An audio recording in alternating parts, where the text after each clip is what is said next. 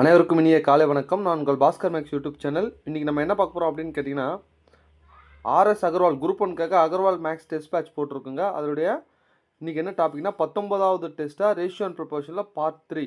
அதாவது மொத்தம் 3 part 75 questions வந்து நம்ம 90% இதில் வந்து எல்லா டாப்பிக்கும் கவர் பண்ணுற மாதிரியும் கொடுத்துட்ருக்கோம். ஓகேவா? ஆன்சர் கீப் பார்க்கலாமா? வாங்க.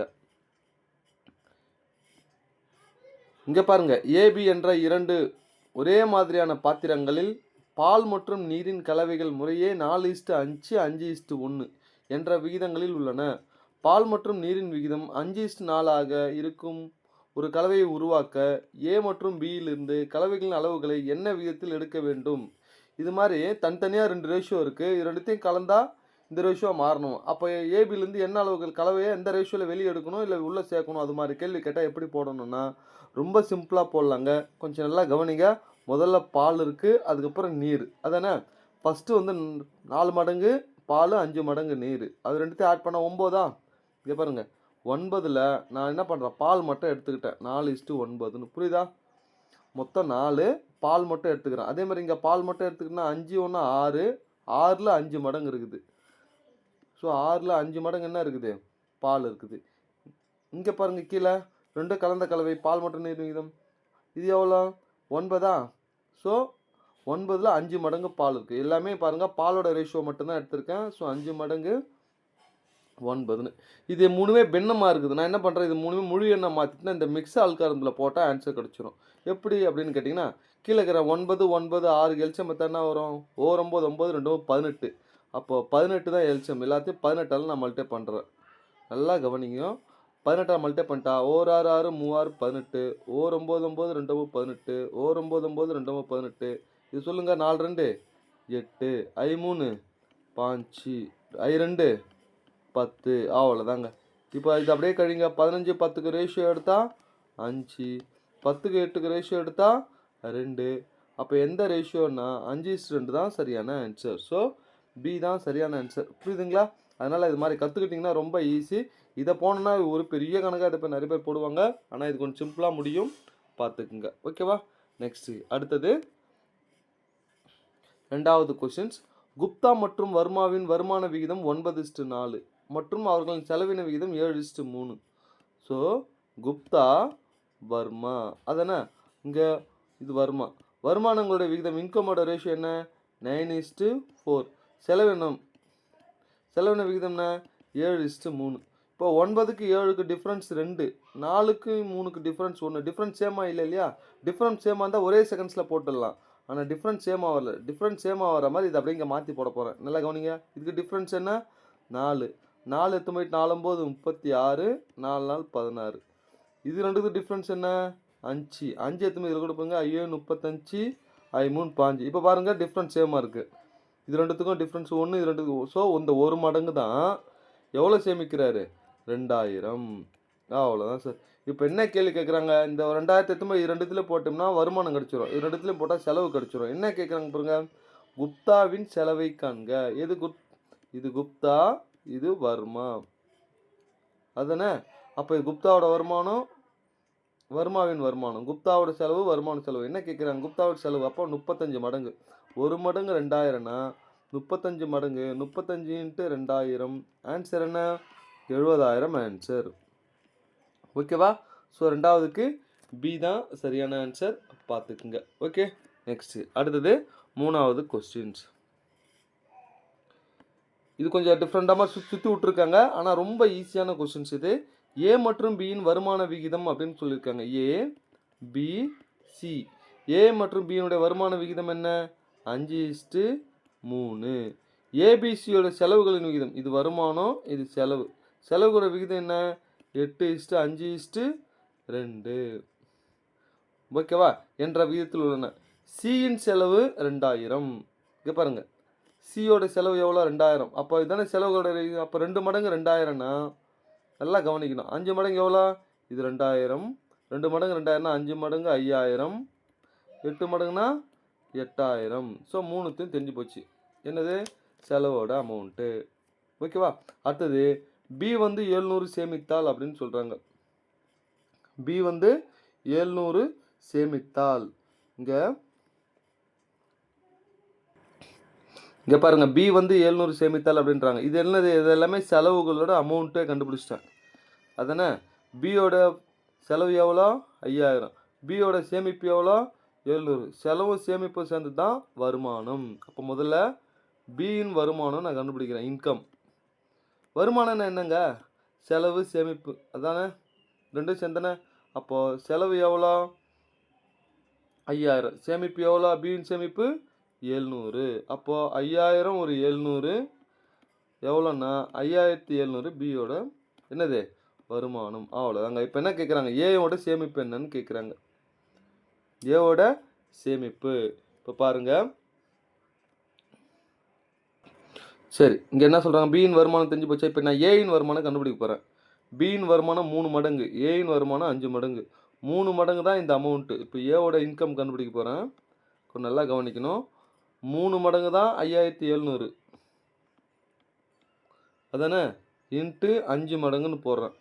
இது சிம்ப்ளை பண்ணிங்கன்னா டைரெக்டாக 9500ன்னு கிடைக்கும். ஸோ ஏவோட வருமானமும் நம்மளுக்கு கிடச்சி போச்சு. ஓகேவா? பாருங்கள், ஏவோட வருமானம் கிடச்சி போச்சு. அவ்வளோதாங்க. பாருங்கள், ஏவோட வருமானம் எவ்வளோ? 9500. ஏவோட செலவு எவ்வளோ? 8000. இதை கழிச்சோம்னா ஏவோட சேமிப்பு கிடச்சிரும். ஸோ எவ்வளோ? 1500 ஆன்சர். ஸோ பொறுமையாக போட்டிங்கன்னா, ஸோ ஒன்று கம்பேர் பண்ணி போட்டிங்கன்னா உங்களுக்கு ஆன்சர் கிடச்சிரும். பார்த்துக்குங்க. சி தான் சரியான ஆன்சர். ஓகேவா? நெக்ஸ்ட்டு அடுத்தது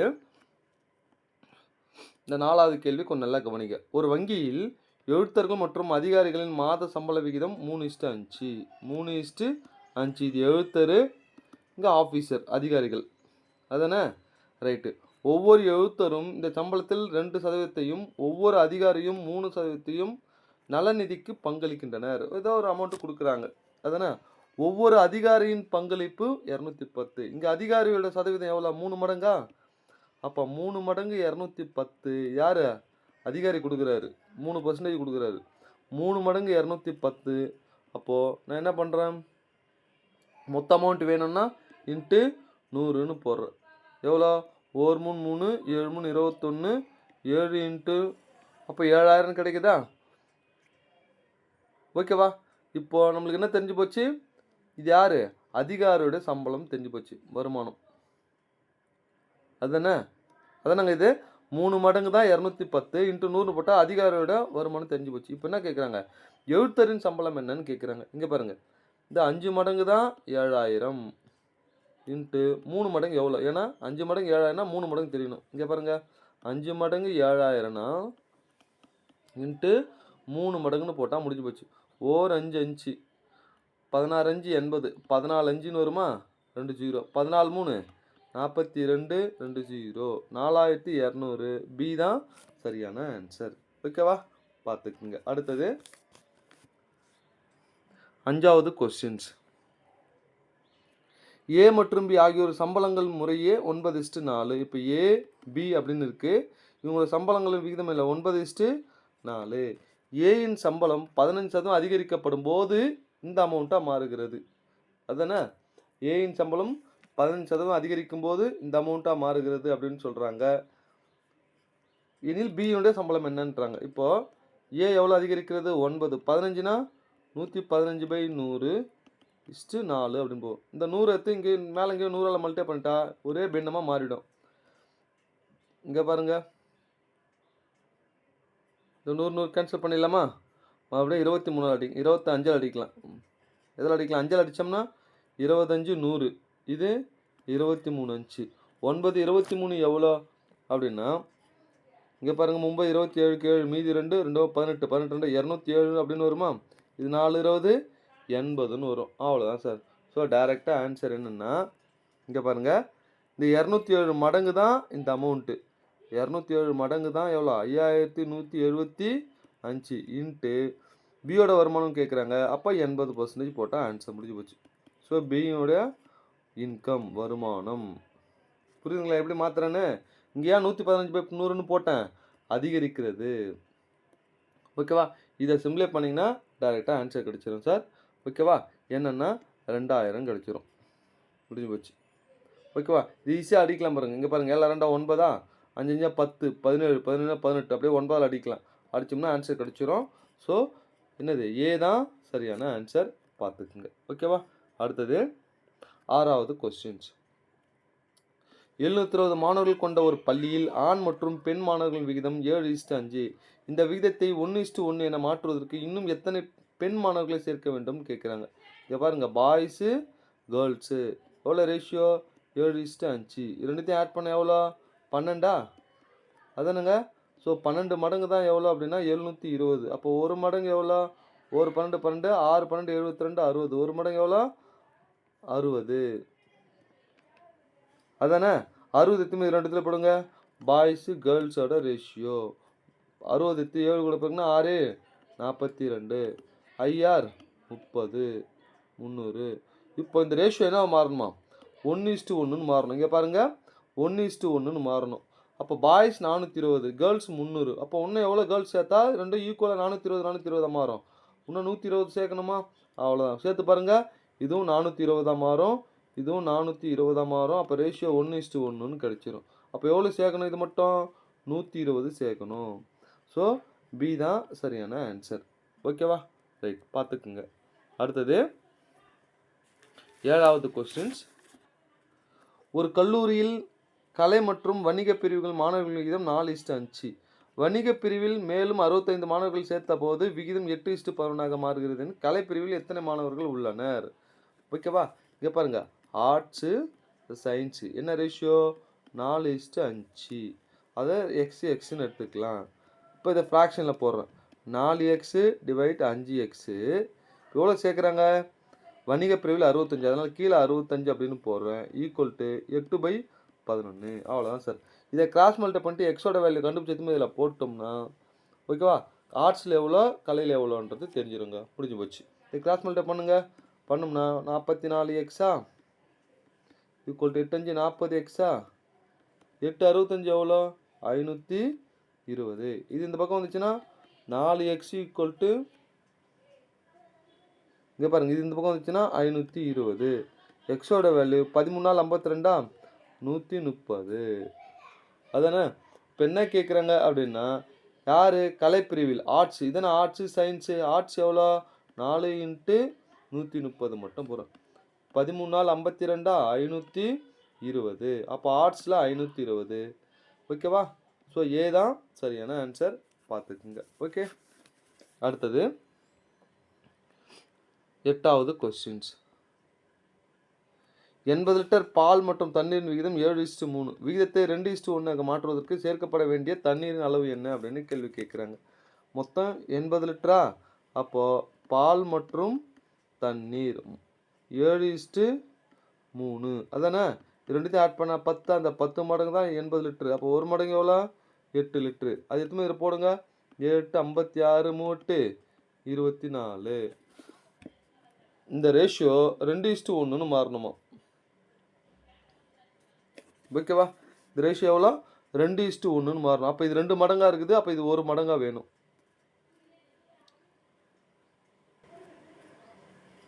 இங்கே பாருங்கள், இந்த ரேஷியோ என்ன மாறணும் 2:1 மாறணும்னு சொல்கிறாங்களா. அப்போ இது 2 மடங்கு இதுன்னா 1 மடங்கு இது. அப்போது 2 மடங்கு 56னா 1 மடங்கு எவ்வளோ இங்கே இருக்கணும், 2 2 28 2 56. அப்போ 1 மடங்கு 28ன்னு வரணும். ஆல்ரெடி இங்கே எவ்வளோ இருக்குது 4ன்னு 24ன்னு இருக்குது. அப்போ இன்னும் எவ்வளோ சேர்க்கணும், 4 சேர்த்துட்டா 28ன்னு மாறும். இங்கே 56 பாருங்கள், இது 1 மடங்கு 2 மடங்கு. அப்போ இன்னும் எவ்வளோ சேர்க்கணும், தண்ணீர் தான் சேர்க்கணும். 4 தான் சரியான ஆன்சர். ஏன்னா இது பால் தண்ணீர், இது சேர்த்தா முடிஞ்சு போச்சு. ஓகேவா? பார்த்துக்குங்க. அடுத்தது 9வது கொஸ்டின்ஸ். இது கொஞ்சம் டிஃப்ரெண்டான கொஸ்டின்ஸு, கொஞ்சம் நல்லா கவனிக்கணும். ஏபிசி ஆகிய 3 எண்கள் 1:2:3 என்ற விகிதத்தில் உள்ளன. அவற்றின் சராசரி 600. சராசரினா என்னங்க, 3 2 5 5 1 6. 6 அப்படியே 3ஆல் டிவைட் பண்ணுறேன். 1 3 2 3 6. அப்போ 2 மடங்கு தான் எவ்வளோன்னா 600. அப்போ 1 மடங்கு எவ்வளோ 300.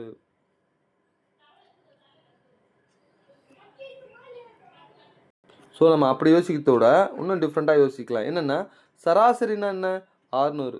மொத்த கூடுதல் வேணும்னா நம்ம யூஸ்வலாக கூடுதல் வேணும்னா அந்த சம் ஆஃப் எக்ஸ்ன்னு போட்டால் என்ன வரும், n × x பார்னு போடும், ஞாபகம் இருக்கா. அப்போ நம்ம கூடுதல் வேணும் அப்படின்னா என்னையும் சராசரியும் பெருக்குங்க. என்னென்னா 3 பேர், சராசரி எவ்வளோ 600, மொத்தம் 1800 கூடுதல். ஏயின் மதிப்பு 10% அதிகரிக்கப்பட்டு பியின் மதிப்பு 20% குறைக்கப்பட்டால் சராசரியை 5 அதிகரிக்க வேண்டும் அப்படின்னு சொல்கிறாங்க. அதானே முதல்ல சராசரி எவ்வளோ அதிகரிக்கிறாங்க, எவ்வளோ இங்கே பாருங்க, சராசரி 5 அதிகரிக்கணுமா, சராசரி இங்கே மொத்த அமௌண்ட் எவ்வளோ 1800. 1800ல் முதல்ல 5% இன்க்ரீஸ் பண்ணுறேன், எவ்வளோன்னு கண்டுபிடிக்கிறேன். 2 0 2 0 18 5 90. ஓகேவா? சரி, இது வந்து ஒட்டுமொத்த சராசரியில் எவ்வளோ அதிகரிக்கிறது, 90 அதிகரிக்கு. முதல்ல ஏ எவ்வளோ 10% அதிகரிக்கிறது. ஏவோட அமௌண்ட் எவ்வளோ அப்படின்னா ஏ எவ்வளோ 1 மடங்கா, பி வந்து 2 மடங்கு, சி வந்து 3 மடங்கு. 3 2 5 5 1 6. அதானே 6 மடங்கு தான் எவ்வளோ அப்படின்னு கேட்டிங்கன்னா 18,000. அப்போ 1 மடங்கு இங்கே பாருங்கள் 1800. 3 2 5 5 1 6. 6 மடங்கு 1800. 1 மடங்கு எவ்வளோ, முதல்ல அமௌண்ட்டு பிரிச்சுக்கிங்க பார்ப்போம். இங்கே பாருங்கள் 6 மடங்கு தான் 1800னா 1 மடங்கு எவ்வளோ, 1 6 6 3 18 300. அப்போ ஏவுக்கு வந்து 300. அதான் எத்தனை பர்சன்டேஜ் அதிகரிக்கிறது, 10% பை 100. 2 0 2 0. அப்போ ஏ எவ்வளோ 30 அதிகரிக்கிறது அப்படின்னு தெரியுது. நெக்ஸ்ட்டு பி வந்து 20 குறைக்கிறதுன்னு சொல்கிறான். பி எவ்வளோ 1 மடங்கு 300. 300 எத்தனை பிறகு 3 2 600. பிக்கு வந்து 600 20% குறையுதுன்னு சொல்கிறாங்க. அப்போ 2 0 2 0 2 12 மைனஸ் 120ன்னு போடுறோம். அதானே இப்போ மைனஸ் 120 ப்ளஸ் 30 ஆட் பண்ண என்ன வரும், மைனஸ் 90. ஸோ ஏன்னா இதானே அதிகமாக இருக்குது, மைனஸ் 90 அப்படின்னு போகிறோம். ஓகேவா? இப்போ இங்கே என்ன பண்ணுறாங்க, ஆல்ரெடி நெகட்டிவில் போகுது, மைனஸ் 90ல் போகுது. ஆனால் சியோட இங்கே பாருங்கள் சராசரி 5% அதிகரிக்க அப்படின்றாங்க. சராசரி எவ்வளோ அதிகரிக்கணும், 5% அதிகரிக்கணும். ஆல்ரெடி நெகட்டிவில் போகுது, ஆனால் சராசரி மறுபடியும் அதிகரிக்கணும், 90 அதிகரிக்கணும்னா அப்போ இது ரெண்டும் சேர்த்தா தானே இது வரும். அப்போ இது ரெண்டுத்தையும் ஆட் பண்ண எவ்வளோன்னா 180. புரியுதாங்க? இது மொத்தம் பாருங்கள், ஏ குறைச்சி பி, அதாவது ஏ 10 அதிகரித்து பி 20 குறைஞ்சா ஆல்ரெடி பர்சன்ட் எவ்வளோ போகுது, 90 குறையுது. ஆனால் சராசரி இன்னும் அதிகமாக இருக்கணும், எவ்வளோ 90 மாறணும். அப்போ மைனஸில் போகிறத ப்ளஸ் 90 மாற்றணும் அப்படின்னா ஸோ ரெண்டுத்தையும் எவ்வளோ டிஃப்ரென்ஸ் 180 அதிகரிக்கணும். எவ்வளோக்கு 180 அதிகரிக்கணும், 900க்கு. அதானே சியின் மதிப்பு எவ்வளோ அதிகம்னு கேட்குறாங்க. சியோட வேல்யூ என்ன சொல்லுங்கள் பார்ப்போம். 3 மடங்கு. 1 மடங்கு 300னா 3 மடங்கு எவ்வளோ 900. இங்கே 300, இங்கே 600. ஓகேவா? அவ்வளோதாங்க. எவ்வளோ சதவீதம் அதிகரிக்கணும், சி முடிஞ்சு போச்சு. ஒரு 0 ஒரு 0. 1 9 9 2 18 20% அதிகரிக்கணும்.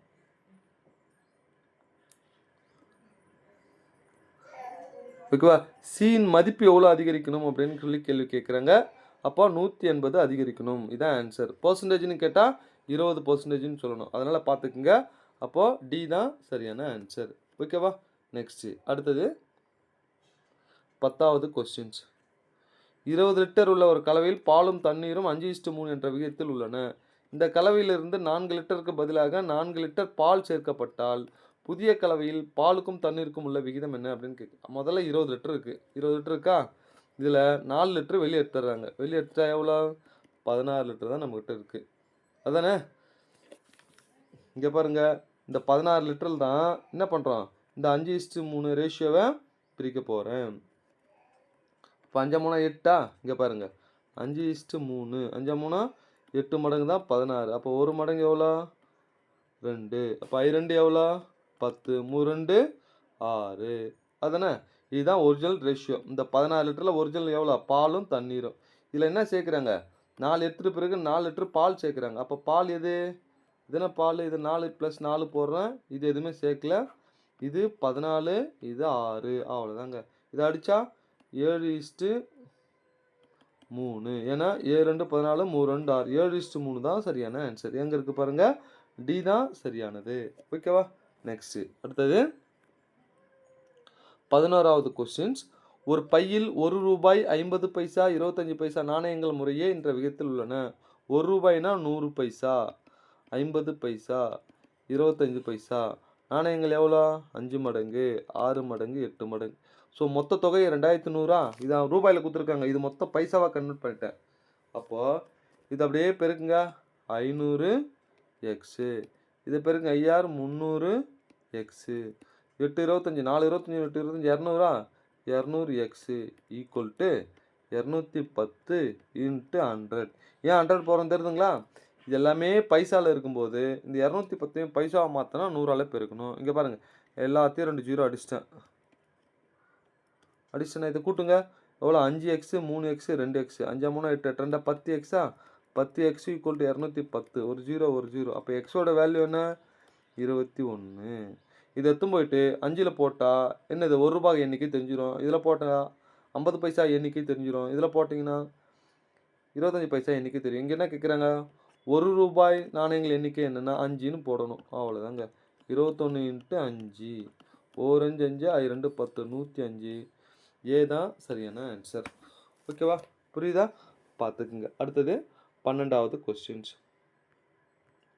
இதுவும் ஒரு பெரிய கணக்காக நிறைய பேர் போடுவாங்க சார். ஃப்ராக்ஷனை போட்டு கொண்டு வருவாங்க. 3 சமமான குடுவைகளில் பாலும் தண்ணீரும் கலந்த கலவை நிரப்பப்பட்டுள்ளது. ஒவ்வொரு குடுவையிலும் உள்ள பால் மற்றும் தண்ணீர் விகிதம் 1:2 2:3 3:4. 3 குடுவைகளில் உள்ளவை அனைத்தும் ஒரே பாத்திரத்தில் ஊற்றப்படும் போது அதில் உள்ள பால் மற்றும் தண்ணீரின் விகிதம் என்ன அப்படின்னு கேள்வி கேட்குறாங்க. 1:2 2:3 3:4. இது அப்படியே ஆட் பண்ணுங்க. 3 இது 5 இது 7. இப்போ 3 5 7க்கு எல்சிஎம் எடுக்கிறேன். 3 7 5. இது மூணுமே பார்த்தீங்க அப்படின்னு கேட்டிங்கன்னா வேறு நம்பரு. அப்போ 3 5 5 7 105 அப்படின்னு கிடைக்குது. அதானே? இப்போ நான் என்ன பண்ண போகிறேன் அப்படின்னா இந்த 105 3ஆல் டிவைட் பண்ணுறேன். 105 3ஆல் டிவைட் பண்ணால் என்ன வரும்? 35. ஓகேவா? அடுத்தது 105 5ஆல் டிவைட் பண்ணுறேன். 5ஆல் டிவைட் பண்ணால் இங்கே 35ன்னு மாறும். இது 221ன்னு மாறும். 105 7ஆல் டிவைட் பண்ண மாற்றி பெருக்கி வந்து பாருங்கள். இது வேணும். இதை மறைச்சிக்கிட்டா 5 35. இதை மறைச்சிக்கிட்டா 3 21. இதை மறைச்சிக்கிட்டா 3 15 அப்படின்னு கிடைக்குது. ஓகேவா? இங்கே பாருங்கள் 35. அதாவது இங்கே என்னது? பாலும் தண்ணீருமா? பால் எவ்வளோ? பால் தண்ணீர் மொத்தம் 35. 35 மொத்தம் 105. பால் மட்டும் 35னா இங்கே எவ்வளோ இருக்கும் மீதி? 70. ஓகேவா? சரி, இது எல்லாமே பாலுன்றதை மட்டும் எடுத்துக்கிட்டேன். பால் 21 அப்படின்னா இது எவ்வளோ இருக்கும்? 105ல் 21 போச்சுன்னா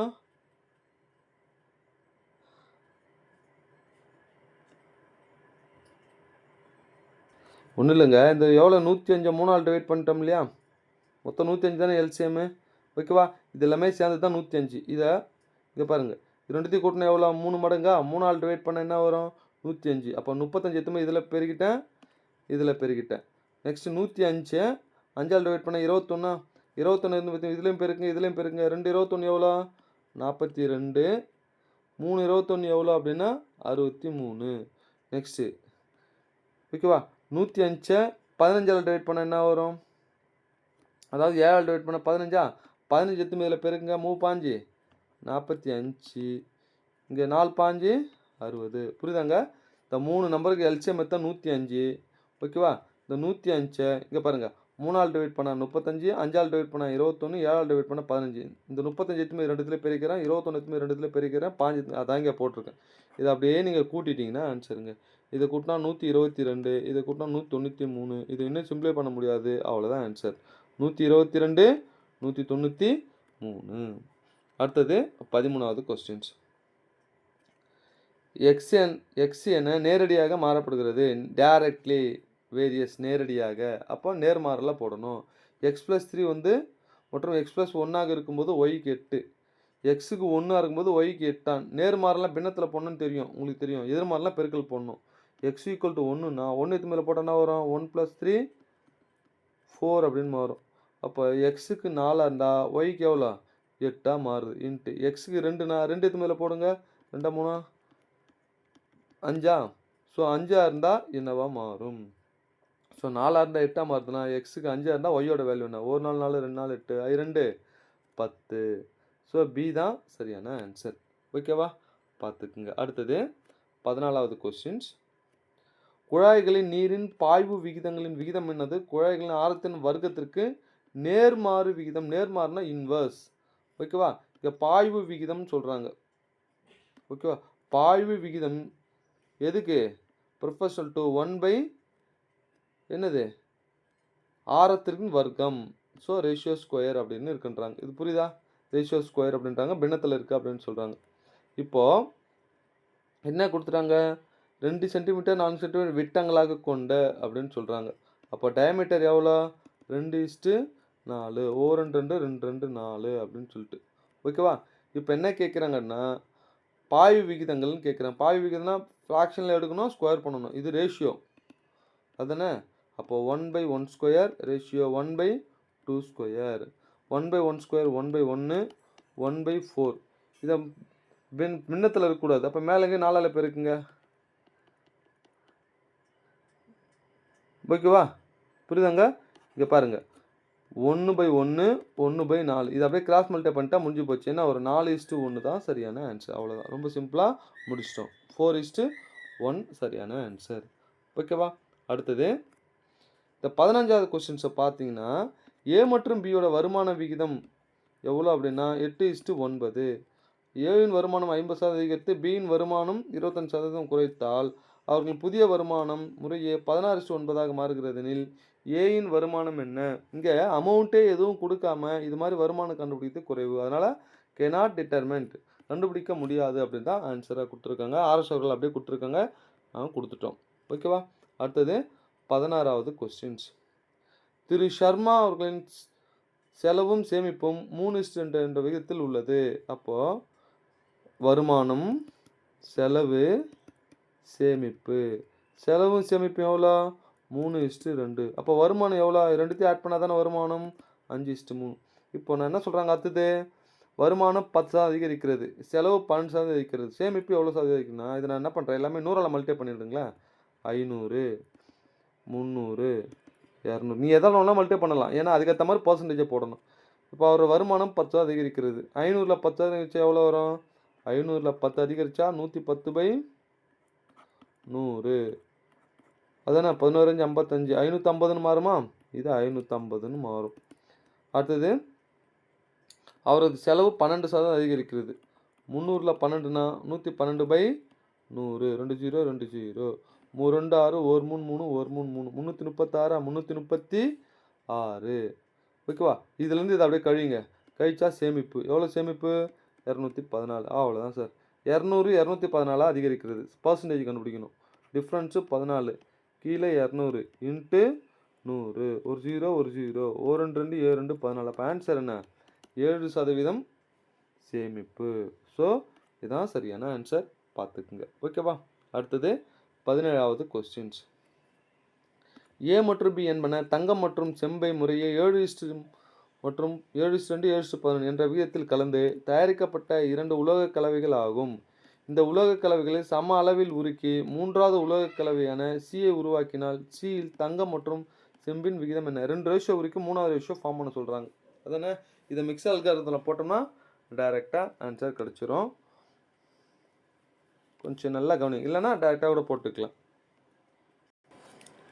இங்கே பாருங்கள், ஒரு கலவை என்ன 7:11, இன்னொரு கலவை என்ன 7:2. இது ரெண்டுத்தையும் ஆட் பண்ண எவ்வளோ? 18. இது ரெண்டுத்தையும் ஆட் பண்ண எவ்வளோ? 9. அப்போ ரெண்டு ஈக்குவலாக இருக்கணும் இல்லையா? ஈக்குவலாக மாற்றிட்டு 2ஆல் பெருக்குங்க. பெருக்குனா ஒரு 7 2 14 2 2 4. அவ்வளோதான் சார், முடிஞ்சு போச்சு. இந்த கலவையில் 14 இதில் 11:7. இப்போ பாருங்கள், ரெண்டுத்தையும் ஆட் பண்ண 18, ரெண்டுத்தையும் 18. இப்போது இதையும் ஆட் பண்ணிக்கிறேன். 14 ஒரு 7 ஆட் பண்ணால் 21, 11 ஒரு 4 ஆட் பண்ணால் 15. அவ்வளோதான் சார். இது என்ன அடிக்க முடியுமா? 7 3 23 5 3 5 7:5 தான் சரியான ஆன்சர். எங்கே இருக்குது பாருங்கள், சி தான் சரியானது. ஓகேவா? அடுத்தது இங்கே பாருங்கள், ஒரு வியாபாரி உலர் பழங்களை, இந்த ஒருன்ற வார்த்தை வரக்கூடாது, ரூபாய்க்கு வாங்கினார். என்னென்ன ரூபாய்க்கு? ஒரு கிலோவிற்கு ஓகேவா 100 80 60 ரூபாய் என்ற விலை நிர்ணயிக்கப்பட்டது. அவர் அவற்றை எடையின் அடிப்படையில் 12 15 20% வாங்கினார். முதல் இரண்டையும் விற்பதன் மூலம் 20% லாபம் பெறுகிறார். தன்னிடம் இருந்த முழு அளவையும் விற்பதில் அவருக்கு லாபமும் இல்லை நஷ்டமும் இல்லை என்பதை காண்கிறார் எனில் 3வது அளவில் ஏற்பட்ட நஷ்டம் என்ன அப்படின்னு கேள்வி கேட்குறாங்க. ஸோ எவ்வளோ அமௌண்ட் வாங்குறாங்கன்னு சொல்லிட்டாங்க, என்ன ரேஷியோவில் வாங்குறாருன்னு சொல்லிட்டாங்க. ஓகேவா? அடுத்தது ஃபஸ்ட்டு என்ன பண்ணுறாங்க, முதல் ரெண்டையும் 20% லாபத்தில் போகுது. ஆனால் மூணாவதுல கடைசியில் பார்த்தா லாபம் இல்லை நஷ்டம் இல்லைன்னு சொல்லிட்டாங்க. அப்போ மூன்றாவதுல கண்டிப்பாக நஷ்டம் தானே ஏற்பட்டுருக்கணும். எவ்வளோ சதவீதம் நஷ்டம் அப்படின்னு பார்க்கணும். ஓகேவா? ஸோ 12:15:20 இந்த ரேஷியோவில் தானே வாங்குறாங்க. அதானே? இங்கே பாருங்கள், 12 கூட இது எவ்வளோ, 100ஆ? இது 100 பெருக்குனா 1200. 15 கூட இது எவ்வளோ, 80ஆ? பாருங்க, இதுவும் 1200. ஓகேவா? அடுத்தது இது எவ்வளோ, 20ஆ? இது எவ்வளோ, 60ஆ? ஸோ 20 × 60 போட்டால் 12, 2 0. ஸோ 1200. இங்கே பாருங்கள், முதல்ல அவர் முதல் இரண்டையும் 20% லாபம். அப்போ ரெண்டுத்தையும் ஆட் பண்ணுங்கள். 2400ஆ? 2400க்கு 20% லாபம். 2 0 2 0. அதுனா 24 48ஆ? 480 ரூபா அவருக்கு லாபம் வருது. மூணாவதுல லாபம் நஷ்டம் இல்லை. மூன்றாவதுல எவ்வளோ குறையணும் அப்படின்னு கேட்குறாங்க. அப்போ 1200க்கு 480 எத்தனை சதவீதம்? ஏன்னா இந்த அமௌண்ட்டுக்கு 480 அதிகமாக இருக்கு இல்லையா, அதை குறைக்கணும் இல்லையா. அப்போ எவ்வளோ பர்சன்டேஜ் குறையுதுன்னு பார்க்குறேன். 1200க்கு 480ன்றது எத்தனை சதவீதம் இன்ட்டு 100 அப்படின்னு போகிறோம். 2 0 2 0. 1 12 12 4 12 48 0. அப்போ எத்தனை சதவீதம்? 40% குறைவு. புரியுதுங்க? இந்த ரெண்டு அமௌண்ட்டுக்கு 20% எவ்வளோ? 480 அதிகமாகுது. அந்த 480 இதில் குறையணும் இல்லையா, இந்த 1200க்கு.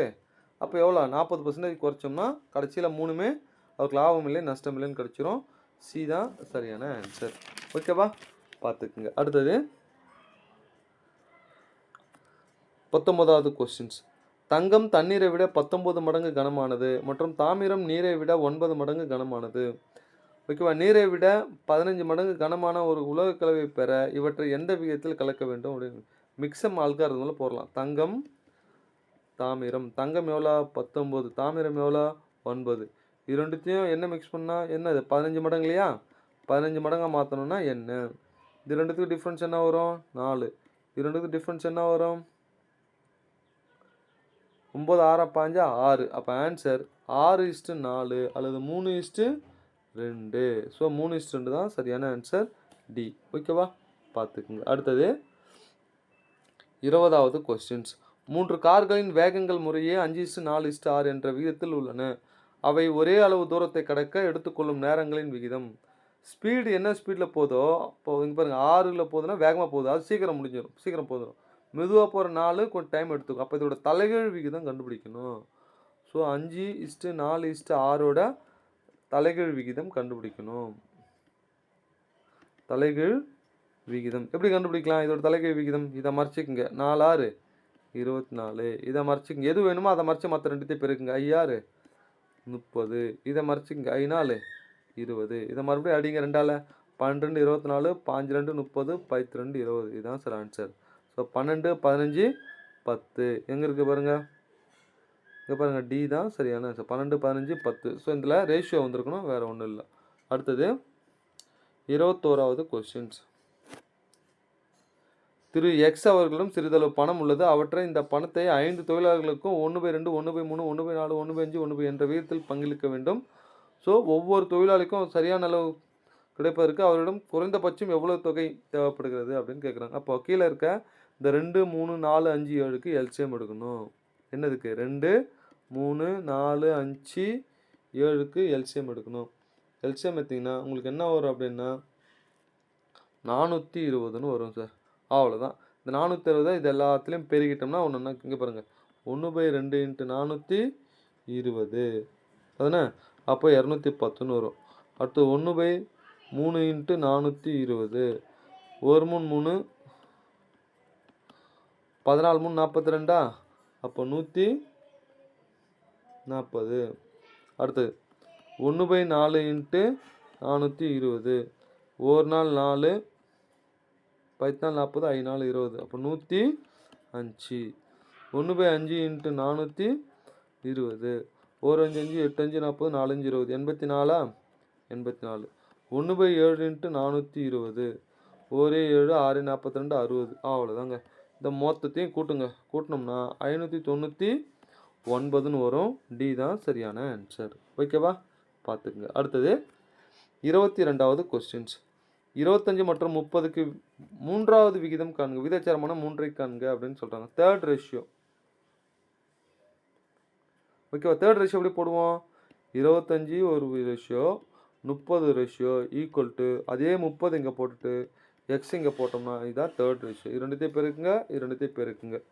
பெருக்குனீங்கன்னா 25x ஈக்குவல் டு 30 இன்ட்டு 30. 5 25 6 30. 1 5 6 30. அப்போ எக்ஸோட வேல்யூ 36. ஸோ ஏ தான் சரியான ஆன்சர், பார்த்துக்குங்க. ஓகேவா? நெக்ஸ்ட்டு அடுத்தது 23வது கொஸ்டின்ஸ். இந்த ஃபார்முலா பாருங்கள். இந்த ஃபார்முலா எப்படி எழுதலாம் அப்படின்னு கேட்டிங்கன்னா, a minus b whole square plus b minus c whole square plus c minus a whole square equal to 0. இந்த ஃபார்மெட்டில் எழுதலாம். ஸோ இது எல்லாமே ஜீரோனா இது ஒவ்வொன்றுத்தையும் நம்ம ஜீரோக்கு ஈக்குவல் பண்ணணும். a minus b equal to 0, b minus c equal to 0, c minus a equal to 0. அப்போ a equal to b, b equal to c, c equal to a. ஏன்னா இந்த பக்கம் மைனஸ்லாம் அந்த பக்கம்னா ப்ளஸ். அப்போ எல்லாமே ஈக்குவல்னா அப்போ ரேஷியோ என்ன வரும்? 1:1:1 இப்படியும் போடலாம். இல்லைனா இந்த ஆன்சர் எடுத்துமே உள்ளே சப்ஸ்டியூட் பண்ணி பாருங்கள். எதுக்கு 0 வருதுன்னு பாருங்கள். அதான் ஆன்சர். ஓகேவா? ரைட்டுங்க. அடுத்தது 24வது கொஸ்டின்ஸ். ஒரு எண்ணின் 80% மற்றொரு எண்ணின் 4/5 மடங்கிற்கு சமம். ஒரு எண்ணின் 80% 80/100 மற்றொரு எண்ணின் 4/5 மடங்கு. ஒரு 0 ஒரு 0. 4 2 8 I 2 10. 5 5 கேன்சல் ஆகிடுச்சு, 4 4 கேன்சல் ஆகிடுச்சு. அப்போ எக்ஸ் ஈக்குவல் டு ஒய்யா? எக்ஸ் ஈக்குவல் டு ஒய்னா ரேஷியோ என்னது? 1:1. ஸோ டி தான் சரியான ஆன்சர். ஓகேவா? நெக்ஸ்ட்டு அடுத்தது ஒரு பையில் 50 பைசா, 25 பைசா, 10 பைசா. இங்கே எல்லாமே பைசான்னு கொடுத்துருக்காங்க. 50 பைசா, 25 பைசா, 10 பைசா. என்ன ரேஷியோவில்? இங்கே பாருங்கள், 5:8:3.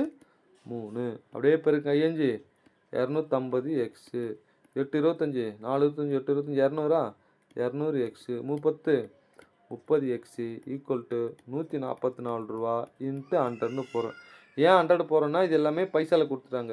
இங்கே பாருங்கள், 250 ஒரு 200 எவ்வளோ? 450. 480 480 எக்ஸ் ஈக்குவல் டு ஓகேவா 144 இன்ட்டு 100. ஒரு 0 ஒரு 0. இது சிம்ப்ளை பண்ணிங்கன்னா எக்ஸோட வேல்யூ 30ன்னு வருங்க. 89 இப்போ என்ன கேட்குறாங்க? 50 பைசா. எது 50 பைசா? இதான் 50 பைசா, 5 மடங்கு அதானே?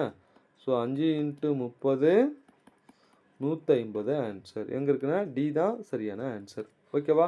வாழ்த்துக்கள். தேங்க்யூ.